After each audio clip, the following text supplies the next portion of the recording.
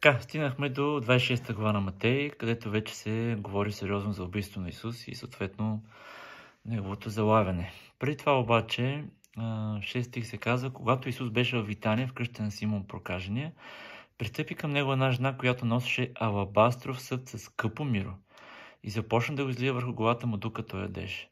Като видяха това, учениците му запитаха и казаха: защо е това прахосване? Защо това миро можеше да се продаде за много пари и те да се раздадат на бедните? Като забеляза това, Исус им каза: защо объркате жената, тя извърши добро дело за мене, защото сиромасите имате при себе си винаги, а мен не винаги имате.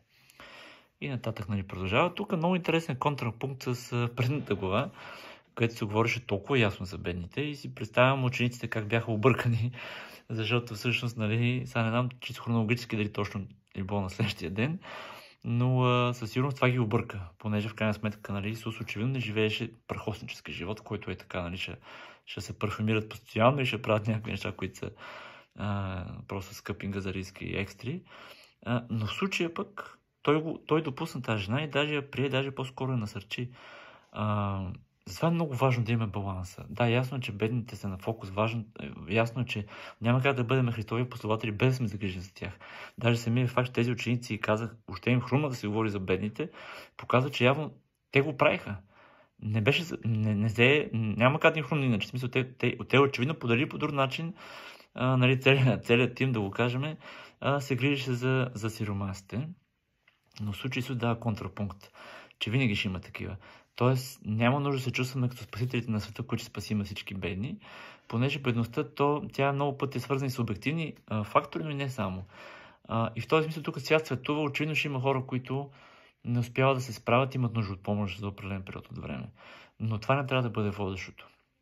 Водещото трябва да бъде Христос и това да го следваме и да следваме ясно гласа му, на кой, кога, къде, как да помагаме и да не отидем в едната крайност, в другата. За мен този пример е много така интересен. Така, след това имаме в 18 стих много интересно, както беше за магарото, така и сега, идете в града, уеди кого си и му кажете: учителят каза, времето ни наближава, от тебе ще направя пасхална вечеря с учениците си. И съответно, тези хора трябваше да дадат дома си в крайна сметка. Тоест, изглежда сякаш, че или тези хора чуваха много ясно от Бога и така се съгласяваха, или може би, това си е моя някаква спекулация, това бяха част от последователите на Христос, които се познаваха, които се знаеха. И се замислих за себе си, дали бих реагирал така, ако просто някой дойде и каже: за Господа тук трябва къща ти, да ти ползваме, или колата да ти вземем. Определено провокативен момент. Също ми направи впечатление в 30 стих, където се казва, като изпяха хвалебна песен, излязоха на Релста поляна. Т.е. те завършиха с песен. Има нещо в хвалението, в поклонението, което е различно. За мен това едно от най-силните неща е, че песента, особено когато тя има конкретен текст, тя обединява групата хора, без значение колко хора са, 5, 10, 20, 100. И всички в един и същи момент сме в единство. Тоест, правим едно и също, изговаряме едни и същи думи. Получава се едно такова, как да кажа, колективно общее съзнание, което е в прослава на Бога. И ето имаме жив пример. Някой беше казал, че Новия завет нямало хваление, нямало песни. Тук имаме сами Исус и то баш на така, може би, най-важната вечеря, която имали своите ученици. Го направиха заедно. Така. После завършва цяла сеща с момента, в който Исус предсказва отричането им. Казва: вие всички ще отстъпите от вярата в мене през тази нощ. Той им казва в прав текст, са шокирани след това. След възкресението ще бъда преди вас в Галилея. Той дава им инструкции дори, че как ще умре, ще възкръсне и къде ще бъде след това.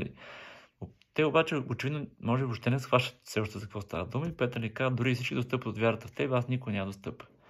И той му казва: наистина ти казвам, Петел, като пропее така. И накрая дори се казва: същото рекоха и всички ученици. Тоест, очевидно Петър беше по-ентусизиран, но и всички други го последваха.